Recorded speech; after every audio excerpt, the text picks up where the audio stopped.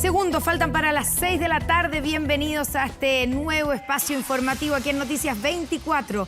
El presidente de la República, Gabriel Boric, promulgó hoy la ley TEA, que establece la promoción de la inclusión, atención integral y protección de los derechos de las personas con trastorno del espectro autista. Eso se llama TEA, las siglas. Para profundizar en lo que significa esta ley, nos acompaña Macarena Kreft, fonoaudióloga y directora del Magíster de Intervención ABA en Trastorno del Espectro Autista de la Universidad Autónoma. Macarena, ¿cómo estás? Muy buenas tardes. Hola, buenas tardes. Bueno, desde tu punto de vista, que me imagino que a ti te toca, ¿cierto?, atender, ver estos casos, ¿cierto? ¿Cómo esta ley promulgada hoy día por el presidente cambia o debiera cambiar, debiera beneficiar a los niños, niñas y adolescentes con TEA? Bueno, esta ley es una ley que se logró gracias a muchas familias, organizaciones de familiares de personas con autismo, como movimiento, digamos, de personas autistas que lucharon por lograr esta ley. Se hizo un trabajo en conjunto con diferentes comisiones, digamos, Comisión de Educación y Cultura, Mujer y Equidad de Género y Comisión de Salud. Por ende, esta ley viene a ser un cambio porque es una ley que es muy transversal, que abarca un apoyo, digamos, integral a las personas con autismo y también muchas veces todo el apoyo que requieren las mujeres, que en mayor medida son muchas veces las que acompañan cuando es necesario, digamos, mayor cantidad de terapia o mayores apoyos, y por eso se hizo transversal. ¿Cuál es el gran cambio que trae? Lo primero es que no hay un catastro de cuál es la prevalencia de autismo en Chile, y eso es fundamental para todos los apoyos necesarios. Y esta ley, algo que trae justamente es poder hacer un catastro, digamos, de cuál es la realidad, de cuántas personas con autismo hay en Chile, poder lograr diagnósticos tempranos y también que sea transversal a lo largo del ciclo vital. Y ahí es donde ahora hay que ir viendo un poco cómo esta ley se va a ir aterrizando para poder cumplir con todo lo que se espera, y que aparte de lograr oportunidades, digamos, mayor inclusión social, mayor inclusión laboral y todo lo que es los apoyos necesarios acorde a la individualidad de cada persona, hay un punto que es fundamental, que también tiene que ver con la capacitación a personas, digamos, a funcionarios de salud, educación, justicia, trabajo y también de las fuerzas de orden y seguridad pública. Entonces, es una ley transversal muy integral que es un puntapié, digamos, inicial para ir logrando los apoyos necesarios y oportunos a cada persona. Porque me imagino, Macarena, que ahora, como tú dices, hay que ver cómo se aterriza esta ley. Después de esto se necesita un reglamento para ver cómo aterrizarlo, ¿cierto? Cómo se aplica en concreto. Y te quería preguntar, cuando uno lee el objetivo de la ley, en el proyecto de ley, claro, es terminar con la discriminación, ¿cierto? Es lograr finalmente la inclusión en todos los aspectos de los niños, niñas y adolescentes con TEA. La pregunta es, como tú decías, eso significa muchas cosas, no es solamente una declaración de intenciones. Y partamos por saber cuáles son los principales problemas, cuáles son los principales obstáculos que enfrentan hoy día los niños y niñas y adolescentes con TEA a la hora de incluirse en la escuela, ¿cierto? En los estudios, sí, en la atención en salud, en el futuro, digamos, en el mundo laboral, etcétera. ¿Cuáles son esos principales problemas?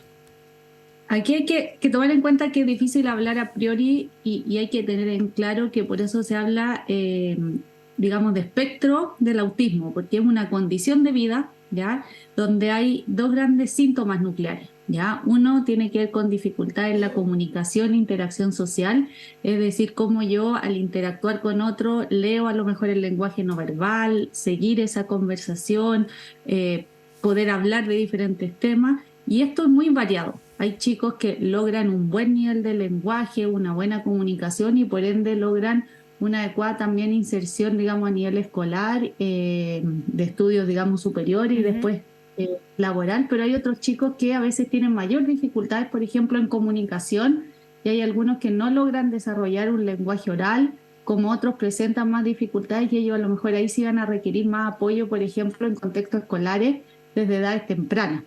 Y a su vez, otra sintomatología va asociado con los intereses que son particularmente intensos y conducta o actividad repetitiva. Es decir, esos son los dos grandes síntomas nucleares. Ujú. ¿Cuál es el punto? Que cómo se manifiesta cada uno de estos síntomas varía de persona en persona. Y ahí es donde uno tiene que ir determinando cuáles son los niveles de apoyo necesarios para cada uno de ellos, y por eso va de la mano con la necesidad de capacitar también Claro. a equipos docentes, a equipos de salud, donde por ejemplo muchas veces nosotros ahora, por ejemplo, acá en la universidad hubo una tesis que consistió justamente en validar una serie de secuencias para los procedimientos, por ejemplo, de salud, y que finalmente no es que solo le sirva a un niño o adolescente con trastorno del espectro autista que te anticipa la secuencia, o sea, vamos a primero a conversar, no sé, por ejemplo, después viene el pesarse y esto se ayuda con ayudas visuales, y eso hay que finalmente hacerlo transversal tanto en educación como en salud, Mm. en distintos ámbitos en que, por ejemplo, las ayudas visuales son fundamentales y eso requiere de capacitación y poner en uso. Claro, y como tú dices, y eso es bien importante entenderlo, depende, digamos, como se habla del espectro autista, puede tener muchas variedades, variaciones, intensidades, ¿cierto? Y por lo tanto, es difícil pensar que con una ley la discriminación, los problemas de inclusión, que tal vez no son discriminación porque alguien quiere discriminar, sino que porque el sistema no sabe cómo enfrentarlo, porque no están los especialistas, porque todas las anteriores, es difícil pensar que con una ley, por muy buenas intenciones que tenga la ley, esto se va a terminar. ¿Dónde está el principal desafío ahora, Macarena?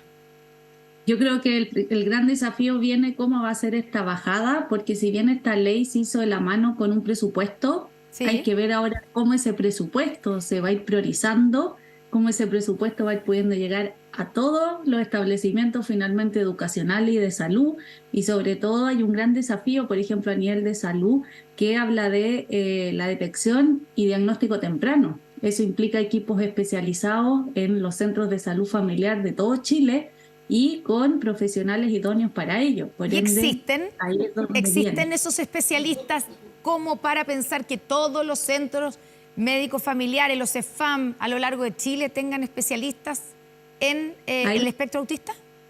claro, ahí es donde viene la gran, porque hay un programa que es del Chile Crece Contigo, que atiende a niños, pero no es orientado solo a chicos con trastorno del espectro autista. Pero si esto pasa a ser ley, en cierto modo ahora sí se tiene que dar la atención, y ahí es donde está justamente el desafío, Claro. que sean profesionales idóneos para ello, y en el caso de que un CEFAM no contara, pudiera tener la oportunidad de realizar las capacitaciones para ello.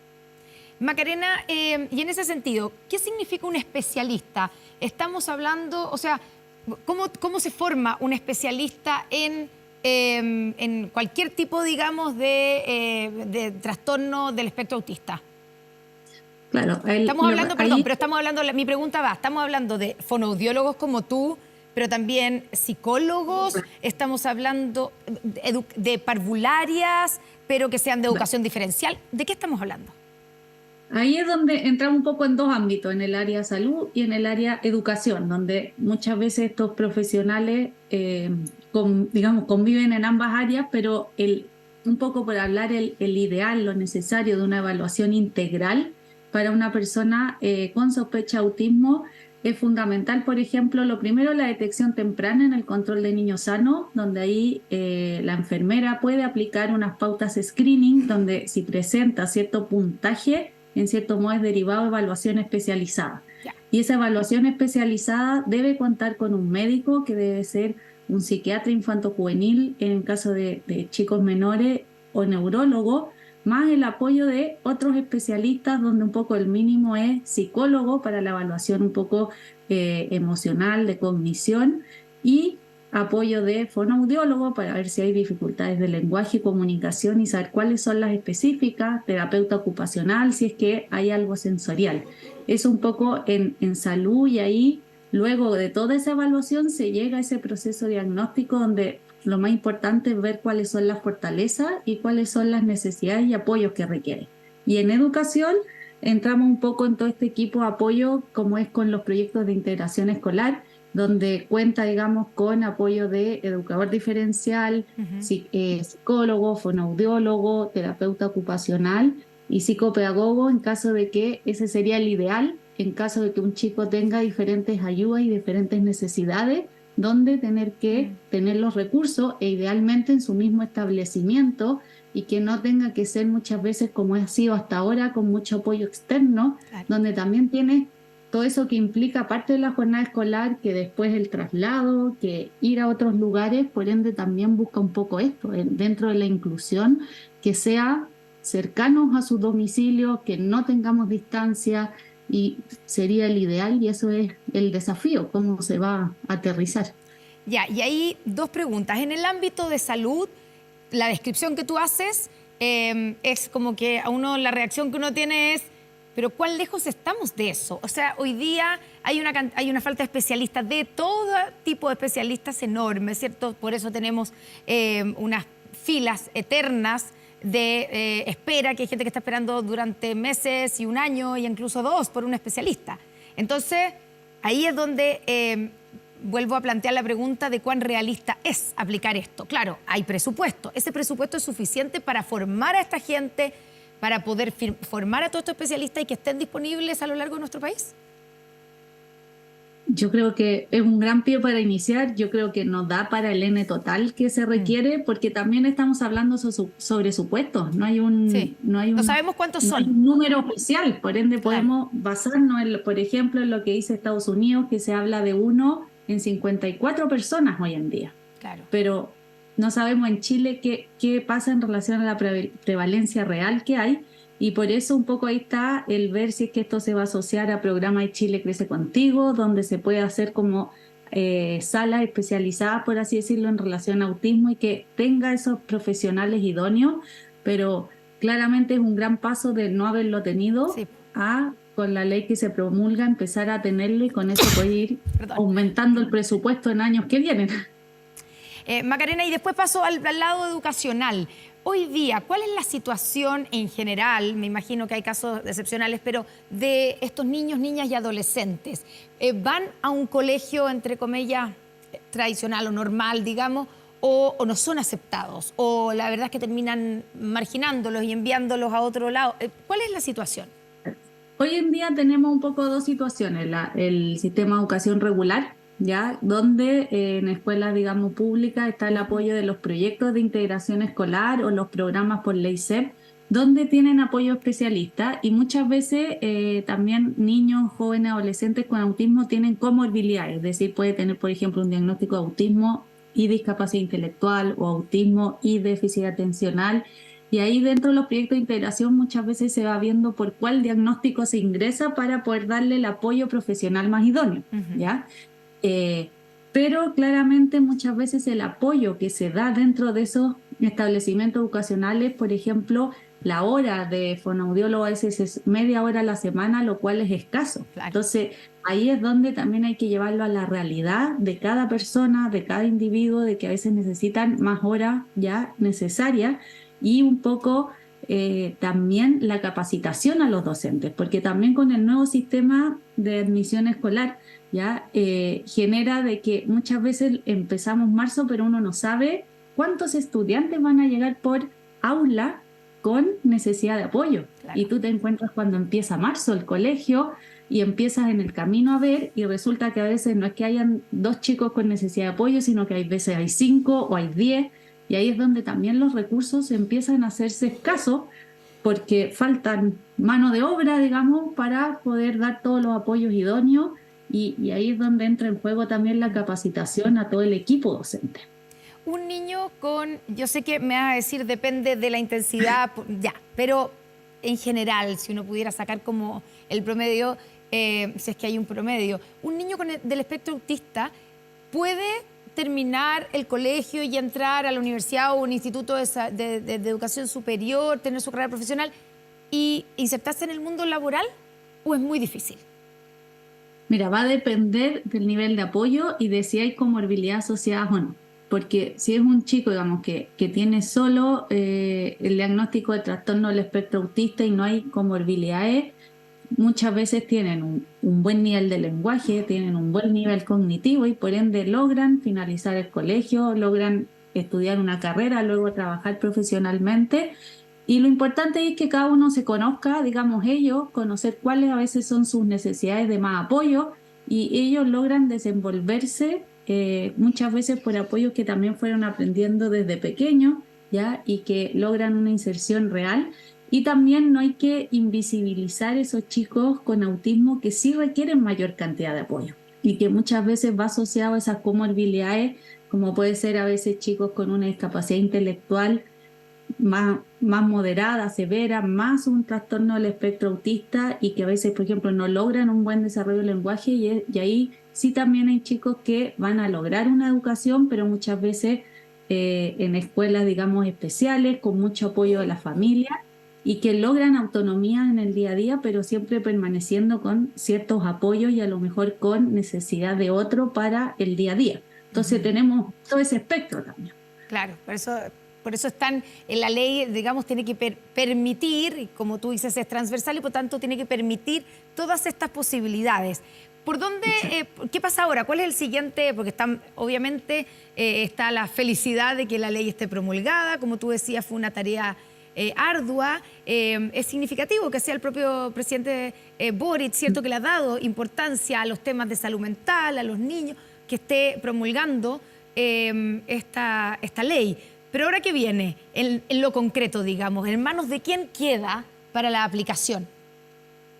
Ahora la aplicación empieza a bajar, digamos, a cada ministerio. O sea, el Ministerio de Educación tiene que hacer la bajada hacia cómo se va a materializar este apoyo en educación, también cómo están trabajando las mesas de trabajo, digamos, en salud, para ir haciendo la bajada a cómo se va a dar este apoyo.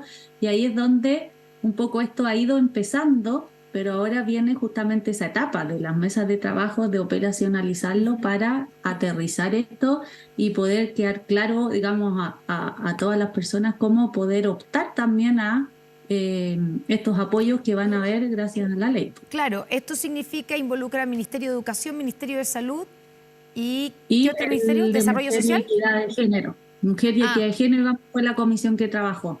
Ya. Entonces ahí ahora tienen que irlo aterrizando, digamos, en cada una de las áreas. Macarena, estos son niños, niñas y adolescentes que me imagino que hace, no sé, 50 años tenían otro diagnóstico o nadie los diagnosticaba de algo y se les hacía más difícil la vida nomás, ¿o no? Y los padres y madres no sabían bien cómo tratarlo y eran niños distintos, no sé, especiales, incluso en algún momento probablemente dirían que son raros. Hoy día, ¿cuánto ha cambiado eso? Hoy día, ¿cuánta conciencia tenemos en nuestro país? ¿Cuánta conciencia tienen los especialistas, el ámbito de la educación, de la existencia, digamos, del espectro autista? Yo creo que había un gran avance en cuanto a la sensibilización a nivel general. En cierto modo, hoy en día el autismo no es algo que alguien diga autismo y uno piense qué es eso o no sé qué es. También ha habido, digamos, una gran presencia de movimientos de personas con autismo que han visibilizado esto, así como familiares, y yo creo que ha permitido que hoy en día se conoce que el autismo justamente es este gran espectro. Yo creo que hasta hace unos 10 años te hablaban de autismo y a lo mejor mucha gente se le venía en la cabeza ese chico que no habla, que no interactúa, y cómo mi hijo va a poder ser autista si yo veo que habla, por ejemplo. Eso era algo que uno muchas veces se encontraba hasta hace pocos años, y yo creo que hoy en día hay mayor acceso a información de calidad también y mayor acceso a conocimiento sobre lo que es el autismo y otras condiciones, digamos, dentro de lo que es la neurodivergencia. Creo que es algo que va dentro finalmente de la tolerancia de que todos somos diferentes, y creo que ahí también había un cambio a nivel social en que ha llevado a eso. Y ojalá llegara el día en que no tuviéramos que hablar de inclusión, porque a priori todo fuera así, pero son granitos de arena que van aportando, digamos, paso a paso, como es ahora esta ley. Y tú, desde la fonoaudiología, desde el tratamiento de esos niños, ¿qué experiencia tienes con los padres y madres de esos niños? ¿Les cuesta a los que tienen estos casos aceptarlo? Porque claro, como no es algo tan evidente, puede parecer, como tú dices, que digan, pero ¿cómo? Si igual habla, es un poco tímido, no sé. Creo que ahí dentro de lo que es el apoyo y que es fundamental muchas veces, lo primero es que el pilar fundamental de apoyo siempre es la familia. Mm, Yo trabajo bajo un enfoque que es intervención mediada por familiares, donde los familiares también requieren mucha capacitación en el sentido de entender y sobre todo poder guiarlos a ellos como en el día a día, poder dar los mejores apoyos a sus hijos. Y no es que sea como una tarea extra o una terapia extra, sino que a través, por ejemplo, de la rutina de alimentación, yo puedo ir dando apoyos en comunicación u otro. Y ahí yo creo que los padres al principio puede generar esta duda, pero muchas veces a medida que ellos van entendiendo y comprendiendo en cuáles son los posibles apoyos que más requieren, finalmente es lo fundamental y es lo que muestra la evidencia hoy en día, que las intervenciones mediadas por familiares son finalmente las que mm. llevan a mayores avances en relación a los objetivos que se plantean y que los padres son fundamentales también en ser parte de ese planteamiento de objetivos. Tú decías, Macarena, que no tenemos un catastro, ¿cierto? De cuántos niños, niñas y adolescentes hay en nuestro país que sean parte del espectro autista. Pero hay digamos, aproximación a qué porcentaje o de un curso o de un colegio. Siempre tenemos que pensar que la proporción es que va a haber algún niño, niña, adolescente que sea el espectro autista. ¿Cuál es tu Hoy en día cálculo, se habla digamos? de 1 en 60 personas. Y Así de de, hecho, eso es harto. y ha habido un aumento en el diagnóstico, que es donde también ha estado esta discusión, si es porque ha habido un sobrediagnóstico o qué ha pasado, Claro. pero este aumento en el diagnóstico también tiene que ver un poco por el cambio que hubo del DSM-4, que es el Manual de Neurología y Psiquiatría de Estados Unidos, al DSM-5, y eso genera un cambio, porque antes se hablaba de autismo, trastornos generalizados del desarrollo, síndrome de Asperger. Y con el DSM-5, en el 2013, digamos aquí, hubo un cambio en que Claro. ahora todo pasó a ser trastorno del espectro autista. Y a su vez, el aumento se ha debido también a que hay, como tú decías, mayor cantidad de adultos que están en proceso diagnóstico y que llegan finalmente a un diagnóstico. Muchas veces llega un Pasa niño, eso ahora, gente que eso, de 40 años o más, sí, que llegan y dicen, oye, finalmente me diagnosticaron. Yo sabía que algo claro, tenía, algo algo pasaba había conmigo, pero no sabía qué era. y llegan a un diagnóstico y muchas veces también chicos que llegan a evaluación y los papás también dicen, hoy podría ser, y ellos también inician su proceso de diagnóstico a veces, como el tema de autismo en mujeres, que el autismo en mujeres no se manifiesta de la misma forma que en masculino, y eso también ha generado que hoy en día el diagnóstico en mujeres adultas ha aumentado porque muchas mujeres con un diagnóstico tardío, con un nivel cognitivo, digamos, dentro de la norma, ha generado que muchas veces habían sido mal diagnosticados, como un trastorno de Claro. personalidad o trastornos ansiosos u otro, y finalmente llegan a este diagnóstico que se debe un poco a que hay mayor conocimiento, mayor investigación sobre lo que es el autismo y ha permitido mayores herramientas diagnósticas desde niños hasta adultos. ¿Y cuál es la diferencia en cómo se expresa, cómo se desarrolla en las mujeres el autismo versus los hombres? Mira, grandes rasgos digamos, en mujer, en femenino, tienen un lenguaje más social, ¿ya? Tienen un lenguaje más emocional, entonces muchas veces las mujeres pasaba que a lo mejor cuando niñas sí lograban un juego imaginativo, pero por ejemplo a lo que se dedicaban a lo mejor era coleccionar Barbie, pero no hacer un juego imaginativo con las muñecas.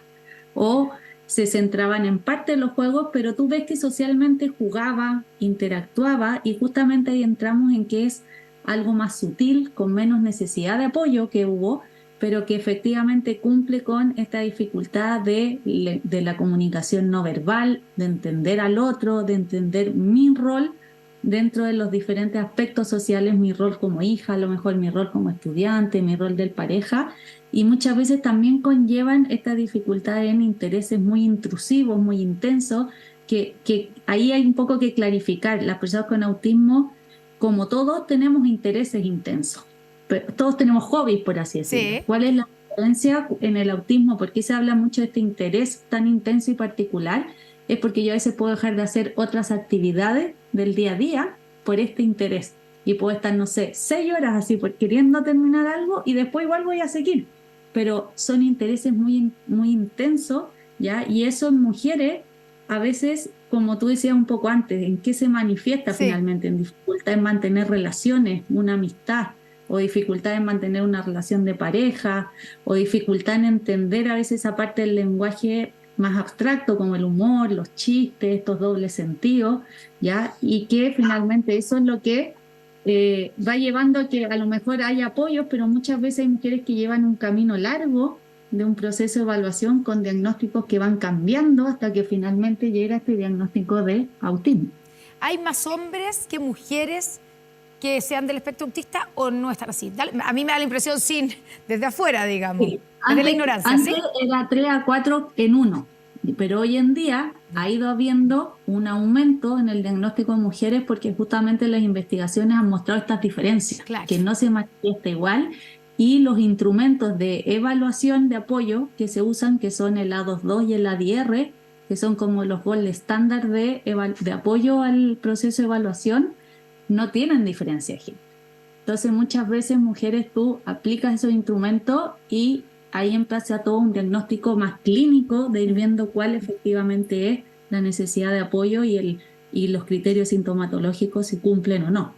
Macarena, ¿a qué edad en general se debiera diagnosticar que un niño, niña o adolescente, claro, tú misma decías, como no se diagnosticaba antes, hay gente que llega adulta, pero hoy que ya sabemos que hay información, en general, ¿a qué edad se diagnostica? ¿Cuándo empiezan los síntomas que un padre y una madre, que nos pueden estar escuchando, tienen que estar atentos a que esto puede ser o atentos a ciertas conductas? O también la especialista o digamos, la doctora que él recibe o la enfermera que recibe en el CEFAM. Hoy en día hay banderas rojas que se les llama, ¿Ya? que siempre han existido, que indican que algo está pasando. En niños más chiquititos, por ejemplo, entre 1 o 2 años, el que no haya un adecuado contacto ocular, porque no es que no mira los ojos, sino que a lo mejor se centra más en el objeto que en las personas, o que no mira a los ojos cuando conversa, un retraso también en la adquisición del lenguaje, el que sea un juego más estereotipado, por ejemplo, hacer filitas, más que darle una vida, una imaginación a un juguete, ¿ya? Y hay diferentes banderas rojas y el diagnóstico de autismo puede ser temprano, es decir, hay instrumentos screening desde el año y luego hay instrumentos de apoyo diagnóstico donde un poco, dependiendo de la intensidad, por así decirlo, de la sintomatología, uno a veces menores de 3, uno habla de que hay rasgos sugerentes de autismo y se inician los apoyos porque muchas veces que hay que tener en cuenta, y acá un poco a las mamás, papás que estén escuchando, no tener miedo a ese proceso de evaluación. Porque, ¿qué es lo más importante? El apoyo y la intervención temprana. Entonces puede ser que yo a un niño de 1 año y medio, tengo ciertas dudas, yo siempre digo a los papás, por algo está ese instinto maternal, paternal, consultar.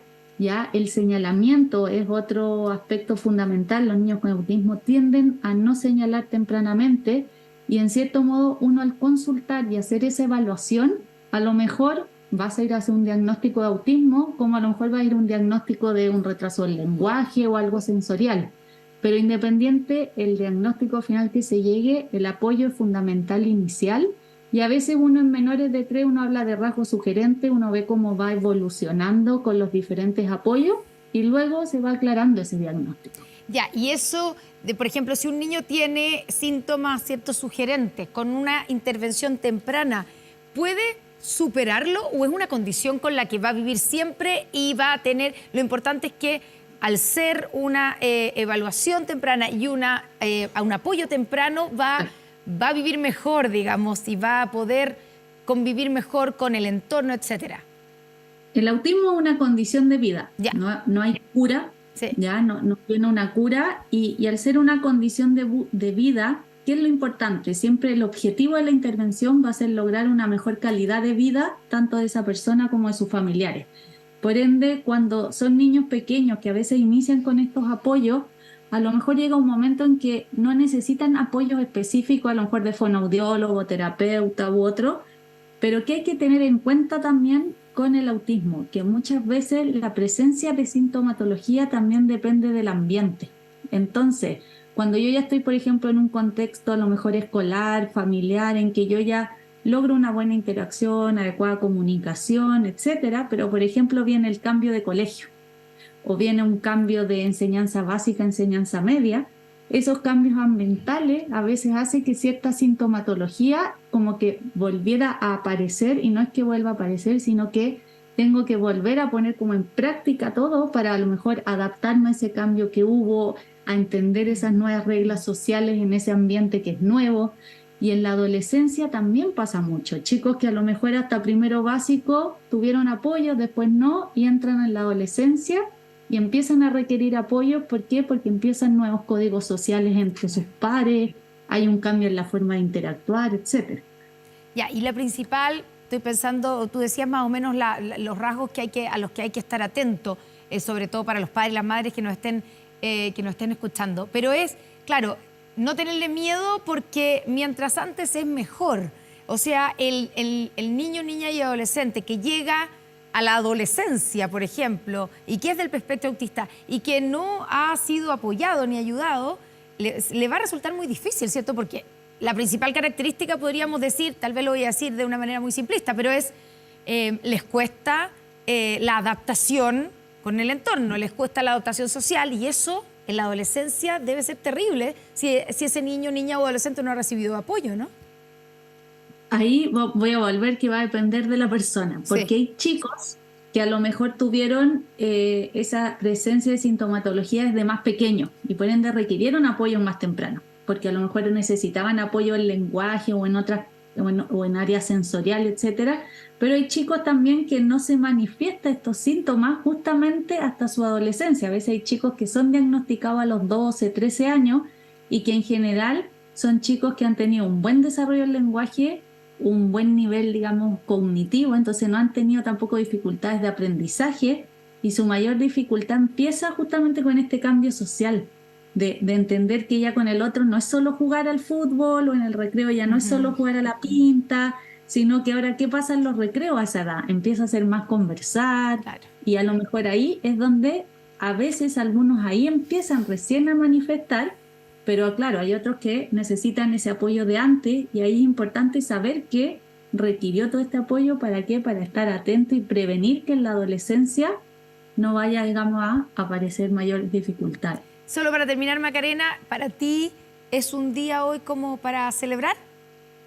Es un día para celebrar, y creo que es para celebrar principalmente en pro de todas esas personas con autismo, de que van a lograr una mejor calidad de vida. Y también como profesional, creo que también los profesionales aquí debemos celebrar en el sentido que creo que esto va a permitir mayor capacitaciones a todos los profesionales en pro de esas personas que atienden. Así que creo que claramente es un día para celebrar, pero seguir atentos a ver cómo se va a aterrizar esta ley.